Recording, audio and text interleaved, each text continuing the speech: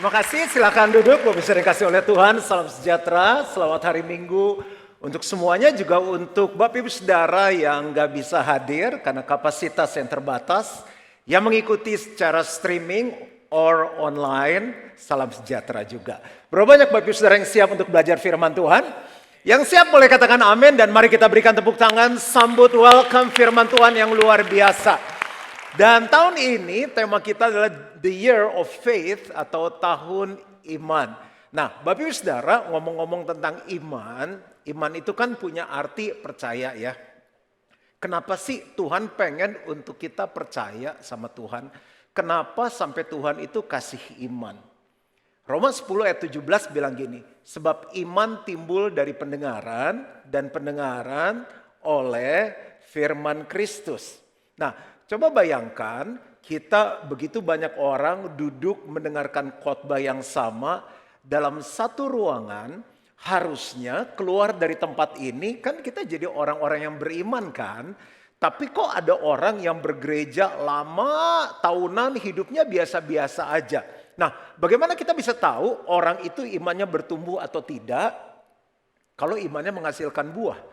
Dan untuk menghasilkan buah kan perlu tindakan kan. Nah, jadi kendalanya itu sebetulnya ada di hatinya. Kan iman timbul dari pendengaran dan pendengaran akan firman Tuhan. Jadi kondisi hati menentukan apakah iman itu bertumbuh atau tidak. Nah, tema khotbah saya hari ini adalah fruitful faith. Iman yang berbuah, iman yang bukan sembarangan iman. Nah, kembali ke pertanyaan yang tadi, kenapa sih Tuhan mau kita beriman? Iman itu menyenangkan Tuhan. Iman itu membuat kita berkenan kepada Tuhan. Kita perlu punya iman supaya kita bisa percaya semua yang Tuhan katakan dalam firman. Rencananya Tuhan, tujuannya Tuhan, kehendaknya Tuhan. Itu nggak mungkin kita bisa menghidupinya kalau kita nggak percaya. Makanya perlu iman. Jadi iman tujuannya bukan untuk memuaskan kita, bukan untuk kesenangan kita, tapi tujuan saat kita punya iman supaya iman kita itu menyenangkan Tuhan. Nah, iman yang menyenangkan Tuhan bukan hanya iman yang biasa, tapi iman yang menghasilkan buah. Kesimpulannya, kondisi hati atau tanah, di Alkitab tanah itu bicara mengenai hati, itu menentukan apakah iman kita bertumbuh atau tidak. Nah, ada sebuah ilustrasi, katanya firman Tuhan itu seperti benih. Ini saya ambil asli, jadi saya ambil dari pepaya di rumah, istri saya nggak tahu sih, paling dia kaget kok hilang. Nah, saya bersihkan, dikeringkan.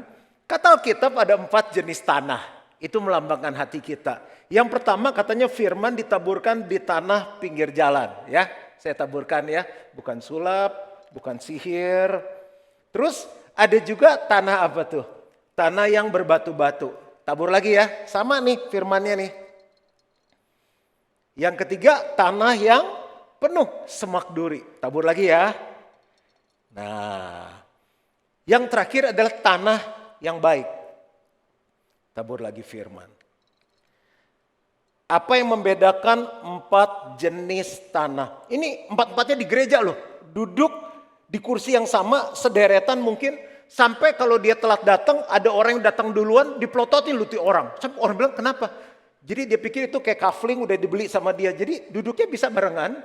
Tapi tanah keempat ini yang membedakan sama 3 tanah yang lain berbuah. Alkitab bilang ada yang berbuah 30 kali lipat. Ada yang berbuah 60 kali lipat. Dan ada yang berbuah 100 kali lipat. Bapak Ibu Saudara, kira-kira jenis tanah yang mana nih? Yang kira-kira nomor 1 tanah pinggir jalan yang mana? Ada nggak? Yang tanah batu-batu?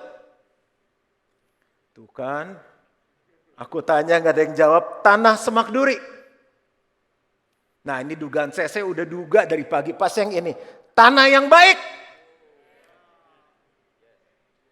Yang buahnya 30? 60? Ini dugaan saya terakhir nih. 100! Oke, ini kebaktian ini spesial karena ilustrasi yang terakhir. Jadi saya mau kasih free fruit. Dari pengen ngasih free minyak goreng, cuma kan gak ada hubungannya, ya udah buah aja deh. Ada yang mau silakan, mohon maaf ya kalau nggak sopan. Bersih, udah di alkohol semua, jadi ini buah rasa alkohol ya. Udah 2 kali free, jarang loh pendeta bagi-bagi. Mohon maaf yang di sana, kelihatan di sana sungguh-sungguh ikut Tuhannya, saya kasih free. Oke, kita baca ayatnya nih, pendeta nggak ngarang. Matius 13 ayat 1 sampai 9. Fruitful faith. Jadi keluar dari tempat ini kita punya tanah hati yang baik dan pasti menghasilkan buah. Matius 13 ayat 1 sampai 9. Pada hari itu keluarlah Yesus dari rumah itu dan duduk di tepi danau. Maka datanglah orang banyak berbondong-bondong lalu mengerumuni dia. Sehingga ia naik ke perahu dan duduk di situ. Sedangkan orang banyak semuanya berdiri di pantai. Dan ia mengucapkan banyak hal dalam perumpamaan kepada mereka. Katanya adalah seorang penabur keluar untuk menabur. Pada waktu ia menabur, sebagian benih itu jatuh di pinggir jalan. Lalu datanglah burung dan memakannya sampai habis. Kan tragis kan, tiap minggu ke gereja, pulang gereja habis tuh firman. Minggu lalu ditanya, jadi bro minggu lalu yang khotbah siapa? Gue gak tahu tuh orangnya breok-breok tinggi-tinggi, preman. Bukan pendeta sih, dia khotbah apa? Aduh coba gue lihat catatan dulu. Enggak ada yang ingat loh, dia lihat catatan. Apa nih ya? The best way to keep it is to work it. Yang artinya bro, lu jangan tanya gue deh kalau gini-gini gitu saudara. Bayangin baru seminggu loh, baru 7 hari habis. Nah bagaimana caranya keluar dari gereja ini, tuh firman jangan habis. Habis ini kan makan siang nih, makan kue tiaw. Terus ngopi dong, ngopi, sore naik sepeda deh main sama anak-anak. Malam makan apa? Makan apa ya malam ya? Oke, malam makan padang.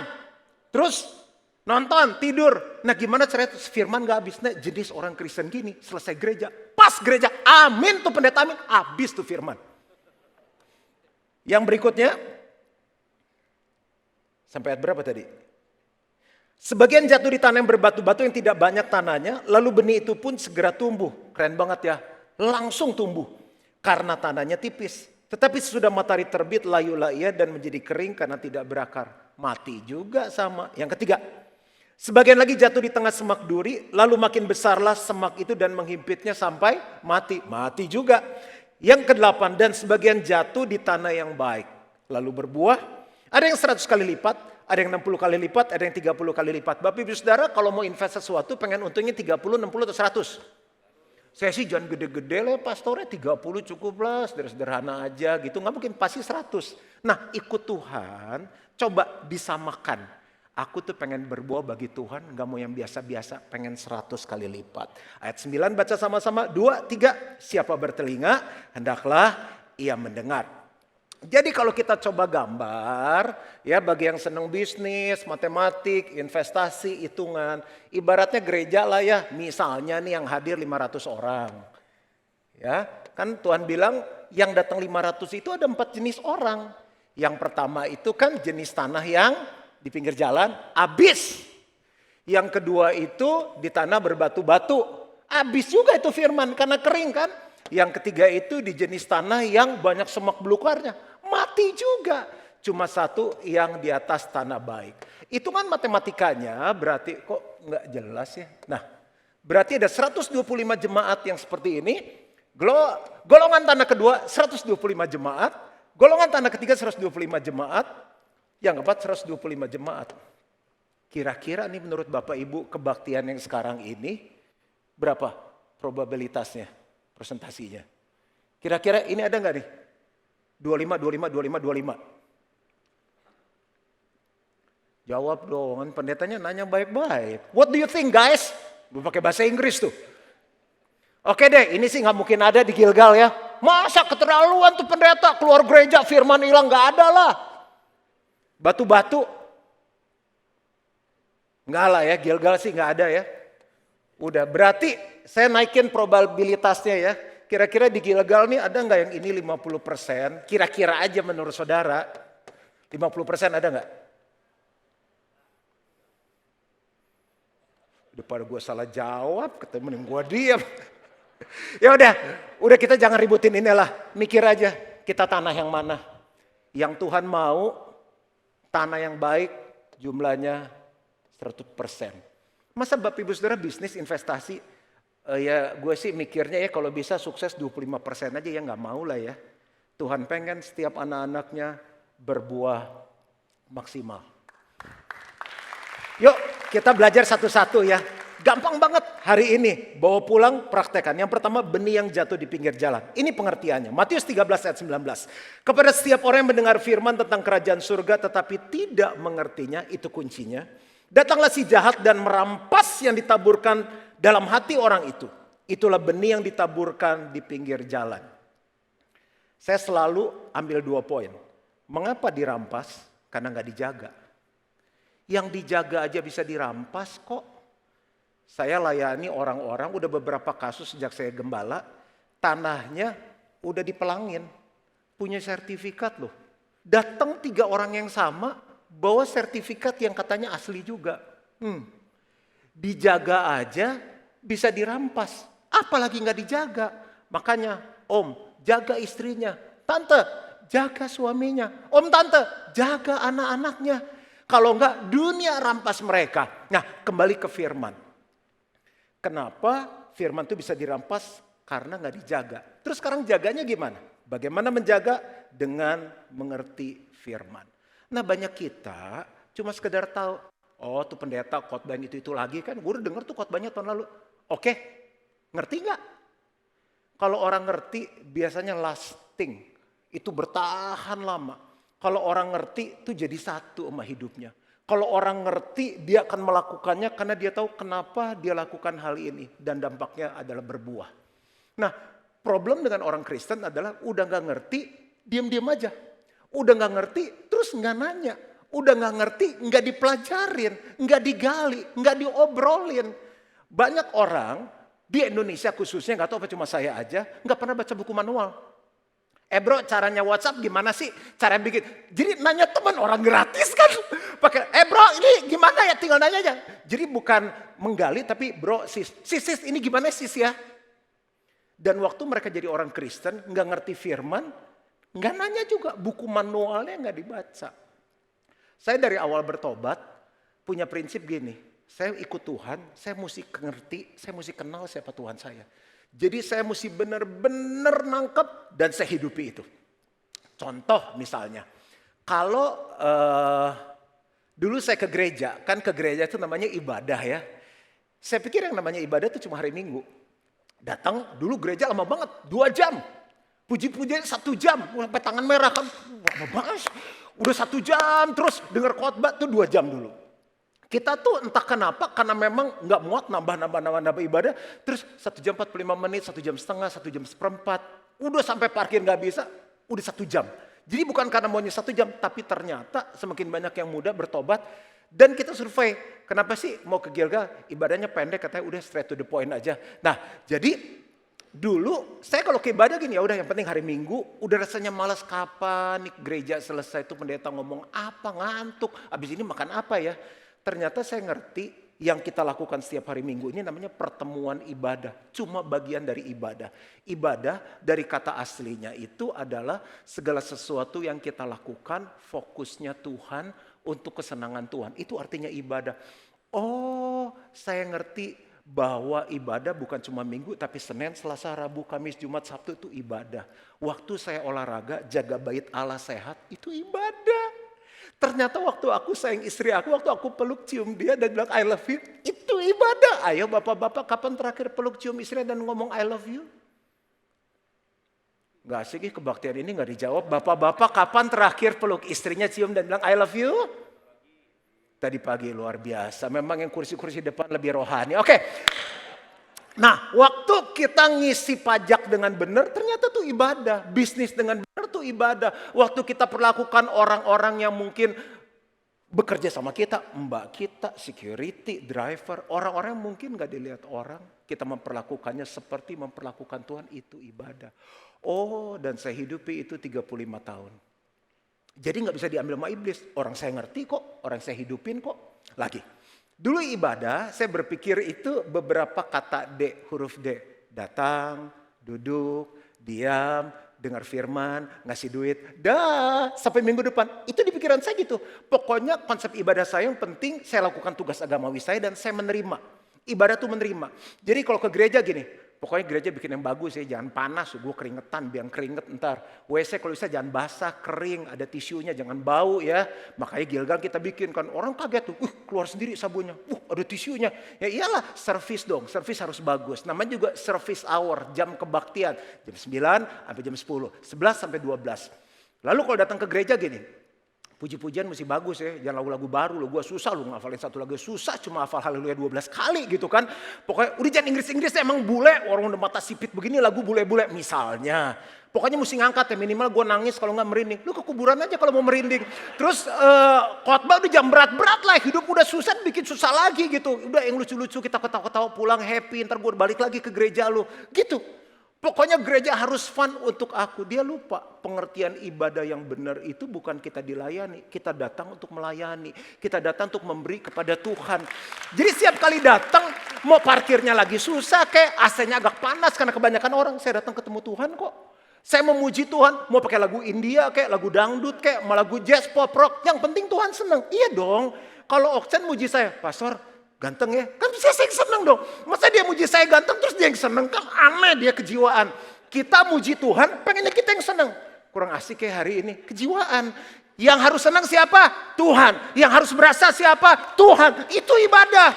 Kita dengar firman, pengennya nyenengin kuping kita.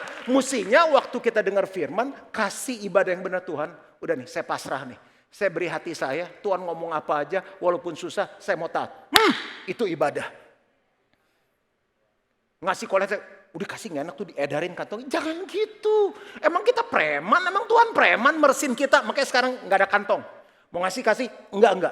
Kita ngajarin jemaat dewasa. Saya ngasih sama Tuhan karena hidup saya dari Tuhan. Ini tanda cintaku, tanda hormatku, tanda terima kasihku sama Tuhan. Aku hidup karena Tuhan. Terimalah Tuhan. Itu ibadah. Semenjak saya ngerti itu, konsep ibadah saya berubah. Coba ya. Kalau kita dengar firman, baca firman, setiap kali kita mau ngerti, sampai jadi satu dengan kita. Nggak ada yang bisa mencuri, nggak ada yang bisa merampas firman itu. Itu yang namanya apa? Fruitful faith. Iman yang berbuah. Amin lah, ini bagus banget loh khotbahnya. Direkaman kan juga bagus kelihatannya. Yang kedua, saudara belajar sesuatu? Yang pertama, jangan sampai jadi tanah yang seperti ini. Yang kedua, benih yang jatuh di tanah berbatu. Matius 13 ayat 20-21. Benih yang ditaburkan di tanah yang berbatu-batu ialah orang yang mendengar firman itu dan segera menerimanya dengan gembira. Orang ini senang banget yang fun-fun. Tetapi ia tidak berakar dan tahan sebentar saja apabila datang penindasan atau penganiayaan. Karena firman itu orang itu pun segera murtad. Pokok pembahasan. Mengapa tahan sebentar saja? Karena hanya mengandalkan perasaan. Om, tante, bapak, ibu, bro, sis. Perasaan itu menipu. Hari ini senang, besok sedih. Hari ini gue suka banget sama dia, gue cinta banget sama dia. Besok gue benci banget, gue enak banget lihat muka lu bisa gitu loh. Itu perasaan. Bagaimana menjaganya? Dengan berakar. Orang Kristen kalau mau punya fruitful faith, nggak boleh hanya mengandalkan perasaan. Saya tulis ya. Jadi perasaan dan keputusan. Yang benar itu kalau dengar firman gak boleh hanya happy aja, tapi harus ada keputusan untuk masuk dalam proses. Contoh, Maria. Maria ibunya siapa? Ibu Yesus. Ya itu mah basic banget kali. Maria ibunya siapa? Itu. Kalau kita sekarang jadi Maria, terus malaikat datang. Kamu akan hamil seorang anak. Anak itu namanya Yesus, dia juru selamat dunia. Bu, gimana bu perasaannya? Yesus mau lahir lewat kita. Kan kita kemana-mana kan ke Fresh Market. Ibunya Yesus ya. Ibunya, senang banget kan. Maria senang. Kan sampai sekarang kan ada doa salam Maria. Siapa ibu Yesus? Maria. Terkenal kan. Tapi setelah dia dengar firman, dia harus masuk dalam masa yang namanya proses. Mulai ke Yusuf kan. Sup, gue hamil loh. Hah? Kita kan tiap kali pacaran cuma pujian penyembahan. Kok bisa hamil? Waduh. Siapa yang hamilin kamu? Nada tuh Roh Kudus. Orang mana tuh, orang Pik, Senopati, Grenville. Yusuf pertama udah masalah tuh, itu udah penganiayaan, udah penindasan. Yusuf cerita dong ke adik kakaknya, ke orang tuanya, calon mertua kan. Paling si Maria udah panggil mami papi loh. Dipanggil, duduk Maria, ya om. Tante tuh gak nyangka loh. Kamu pakai rok panjang, rambut panjang, alis panjang. Tante kira kamu wanita baik-baik. Dari papi mami sampai manggil tante. Udah masalah penganiayaan. Terus karena ke orang tuanya, orang tua lah darah daging lah ya. Dia cerita papa mah, Maria hamil. Emosi dong. Papa nganterin kamu tiap minggu ke Gilgal ikut Yus. Banting meja. Jadi itu penganiayaan kiri kanan. Waktu denger happy. Dan selama 9 bulan dia harus menanggung malu. Punya resiko diraja mati kan. Kalau hamil sebelum nikah hukum saat itu mati. Sampai Yesus lahir. Itu Maria. Kenapa jadi sunyi senyap begini? Oke, coba kita contoh kedua. Mungkin ini lebih asik hidupnya. Nuh, tahu dong, coba bilang sama-sama Nuh. Nuh itu yang disuruh apa sama Tuhan? Bangun bahtera kan? Jadi bilang gini, Nuh, ini dunia, bumi udah jahat banget. Saya mau binasakan semuanya. Hah? Tapi khusus kamu sama keluarga aku selamatin. Wow, seneng dong. Dari menang raffle sepatu aja seneng kok. Dapat raffle sepatu seneng. Dapat undiannya seneng kan? Beli mesin cuci dapat payung seneng. Ini dari seluruh bumi hancur cuma Nuh. Syaratnya kamu naik ke atas gunung bangun bahtera. Skoci atau bahtera? Bahtera. Ya bawa semuanya. Terus binatang-binatang tuh haram tidak haram. Gajah sih gampang ya. Nyamuk. Makanya kenapa sekarang masih ada DBD, malaria. Itu karena nyamuk ikut dibawa semua sampai ke sana. Kan kalau istri saya bilang, sayang nyamuk. Diam, jangan gerak. Itu udah kayak mau diserang sama Rusia kan. Diam.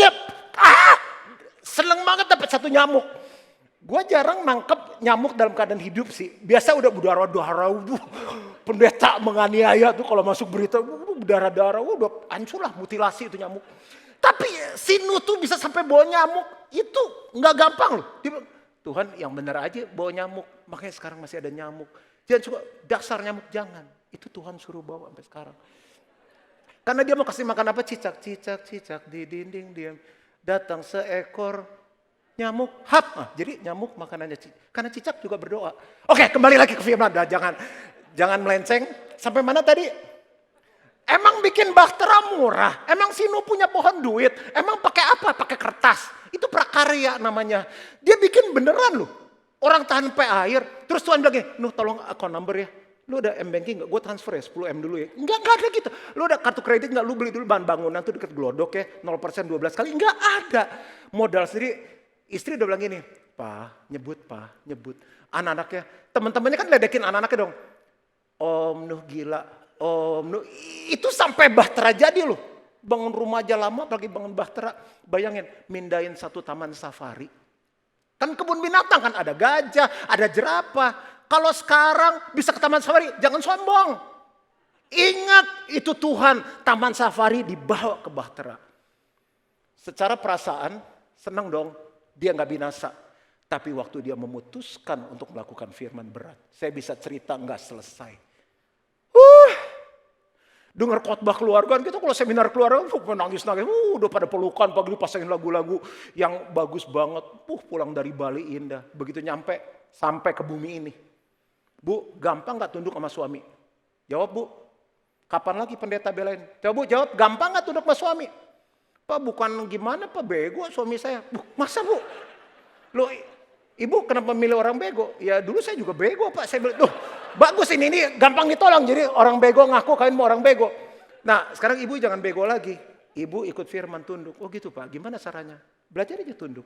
Sakit pak, namanya proses sakit. Kalau nggak ada amin, saya kasih contoh lagi nih. Oke, pernah berenang nggak? Saya nggak enak deh kasih contoh ibu-ibu, saya mau pulang selamat. Pernah ya, berenang? Pernah dong, kasihan banget nggak pernah berenang. Paling nggak pernah tenggelam. Nah berenang, kalau untuk yang saya, kan kita juga walaupun cowok ngeliat cowok kan, terus dia keluar dari air tuh gini. Begitu naik ke tangga, 6. Kita kan minder juga lu cowok lah. Terus, gue ntar aja naikannya. Dong udah nggak main air dulu, paling kita juga minder dong. Kita langsung wow gitu kan. Itu event. Makanya nih, banyak orang senang event. Pakai baju apa? Pakai baju event. Event tuh sesaat. Kita harus lebih suka apa? Proses. Nah, sebelum kita berenang, siang itu kita makan apa? Pangsitnya 4, bakso 3. Itu yang minyak babi gorengnya tambahinnya mas ya.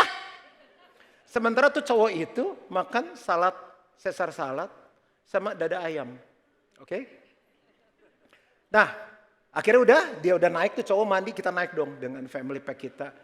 Mah makan yuk mah lapar, gimana istri kita gitu kan. Makan apa? Padang deh pagi sore ya. Begitu duduk kita udah lupa tuh. Nasi 3.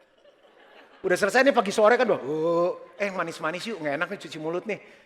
Martabak yuk, markarang tuh samping kali kan enak tuh. Mas, martabak itu ya, telur itu ya, spesial Pak? Spesial Pak, telurnya 6, telur bebek ya.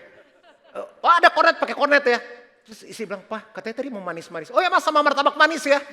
Ada rasa apa? 6 ya, 6. Bisa nggak Mas dibagi 6? Jadi velvet, ovomaltine, Nutella. Wah hafal ini pendeta ya. Velvet, ovomaltine, Nutella, coklat, kacang, keju, sama apa pisang serikaya.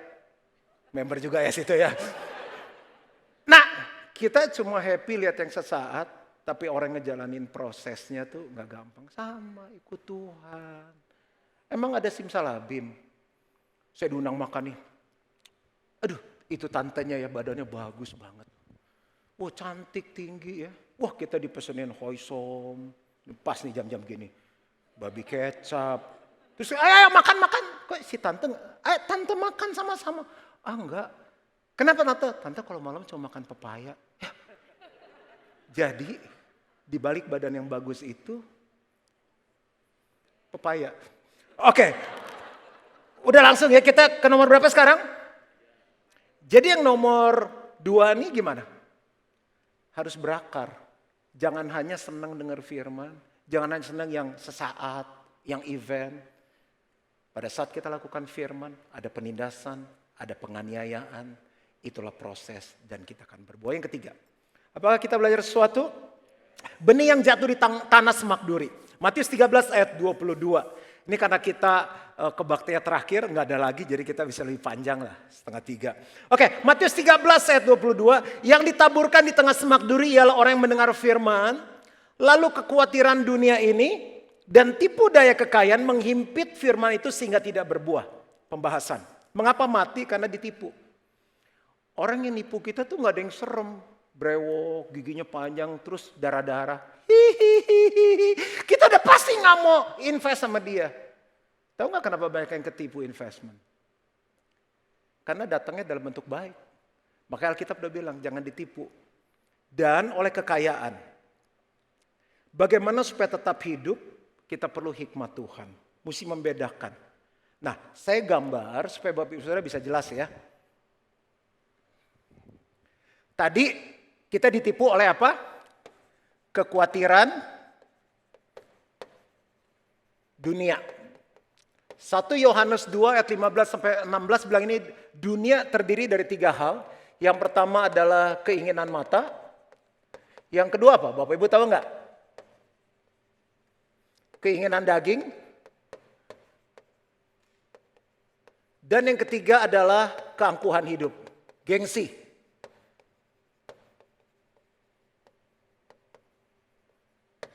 Yang kedua adalah kekayaan. Nah, saya mau jelaskan gambar mengapa orang Kristen banyak ketipu dan imannya nggak berbuah.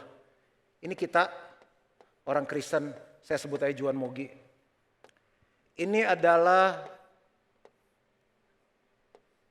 kerajaan Allah atau Tuhan. Ini adalah dunia. Oke?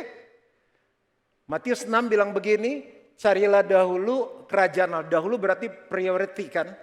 Banyak kita dengar firman gak bisa melakukan, alasannya apa? Aduh masih bisnis deh, gak bisa kayak gitu-gitu deh. Aduh susah deh, kalau model kayak gitu gimana mau untung. Kalau mau begini, ya susah deh masih hidup di dunia. Tapi yang benar cari dahulu kerajaan Allah dan segala kebenarannya. Maka semuanya ini yang dicari oleh orang ditambahkan kepadamu. Nempel, mengejar kita. Jadi yang benar kita cari Tuhan, lakukan firman, ini ngejar. Kita ditipu. Dan kita kena tipu. Yang kita lakukan banyak orang Kristen udah dengar khotbah, baca firman, kita kejar dunia. Kita kejar keinginan mata, ingat mata nggak bisa dipuaskan loh. Abis spring summer keluar koleksi apa? Fall winter. Dulu kalau aku bisa naik mobil yang ada bintangnya, yang ada lingkaran, ada kotak birunya. Apalah, begitu pakai 3 tahun, biasa aja, kok bosen. Terus keluar yang baru, pengen ganti lagi, nggak pernah puas. Akhirnya banyak orang cuma kejar yang itu, nggak pernah kejar Tuhan. Keinginan daging nggak bisa dipuaskan. Orang umur 75 kawin lagi, nggak kira-kira lagi sama yang 18 tahun, nggak salah om. Nggak bisa dipuaskan daging. Apalagi kampuan hidup, gengsi. Dia udah punya itu, masuk belum punya. Dia udah pergi ke sana, masuk belum pernah pergi. Nggak akan pernah bisa dipuaskan. Dan kita ditipu. Kekayaan. Mau duit berapa, terus kita berhenti kejar itu dan mau melakukan firman. Di angka berapa, kita bilang itu cukup. Pak Freddy di angka berapa? Iya, kan siapa tahu berubah kan inflasi.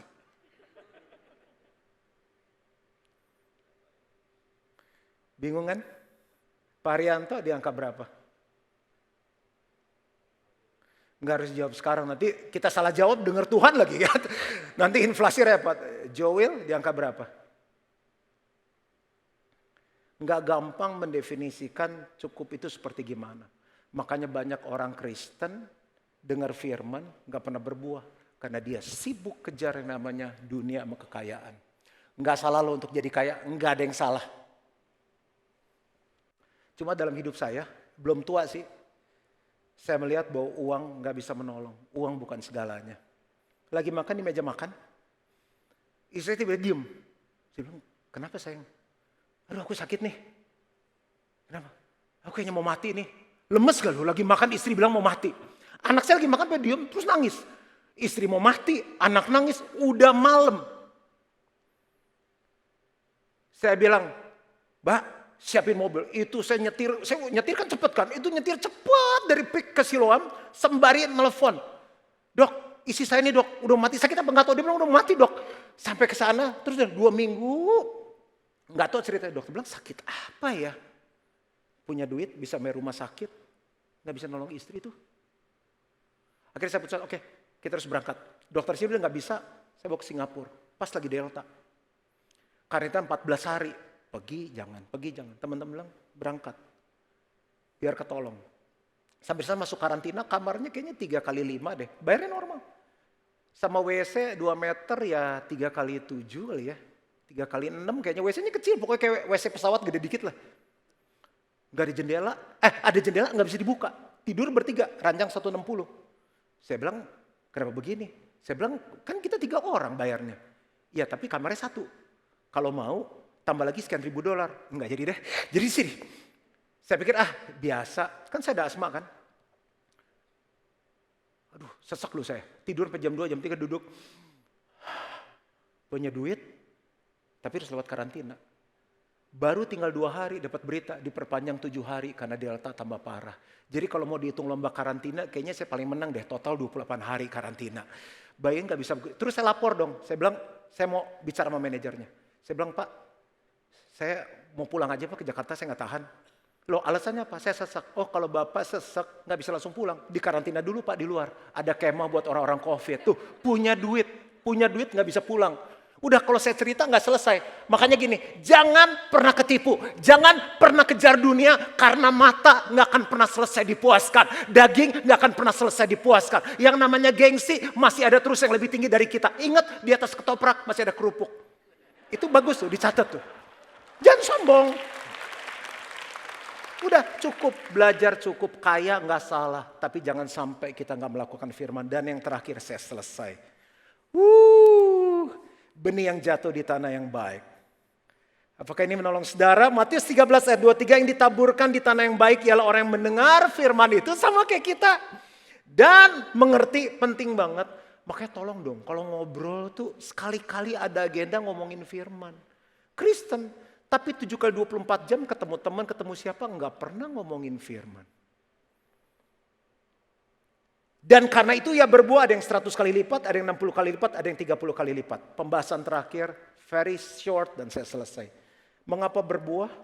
Karena menganggap firman itu penting. Seberapa penting firman dalam hidup kita? Kalau penting, kok nggak ngerti diam aja? Kalau penting, kok nggak pernah dibahas? Kalau penting dan nggak ngerti, kok nggak nanya? Bagaimana supaya berbuah? Melakukan firman.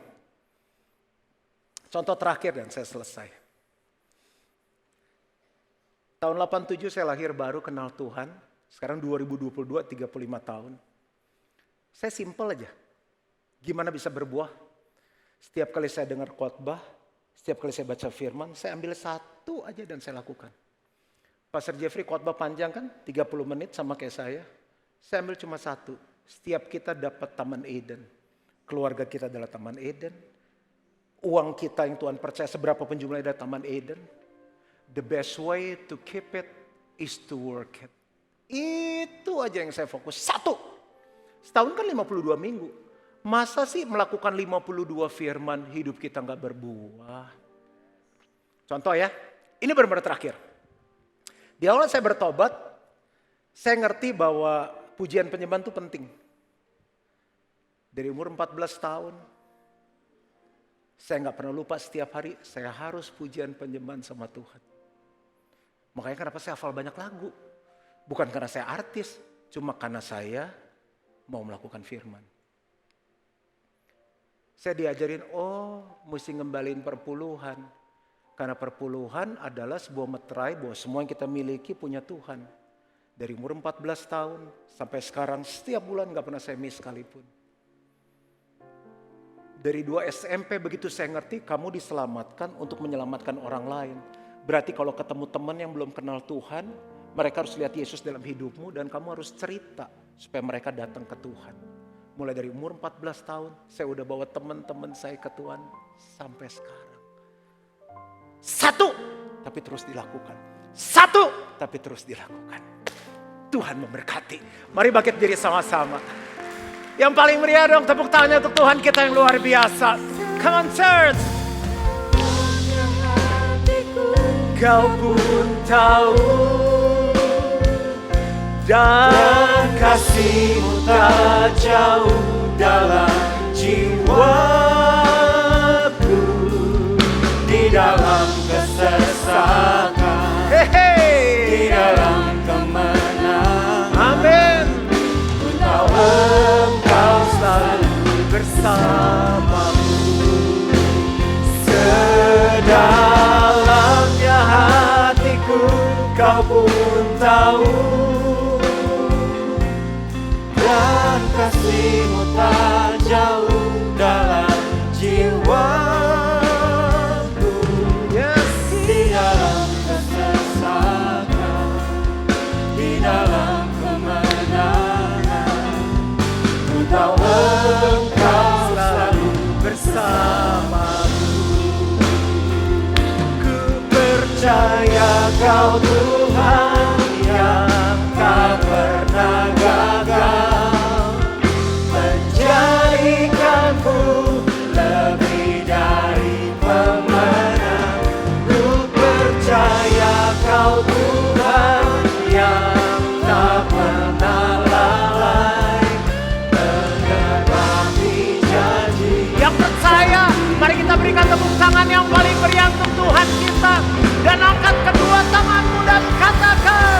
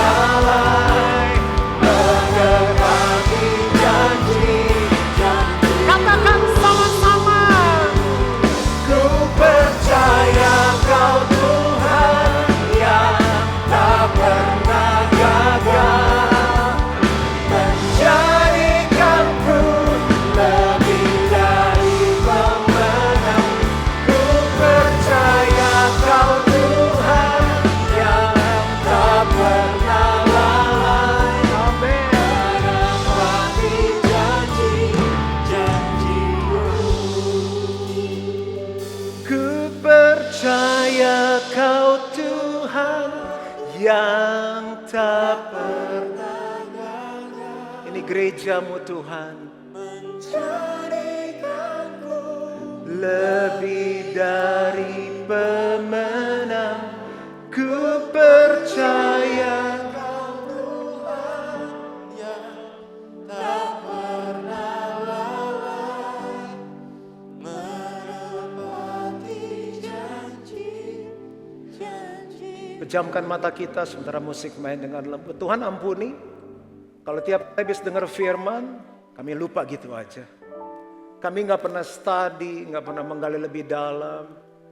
Never try to understand deeper.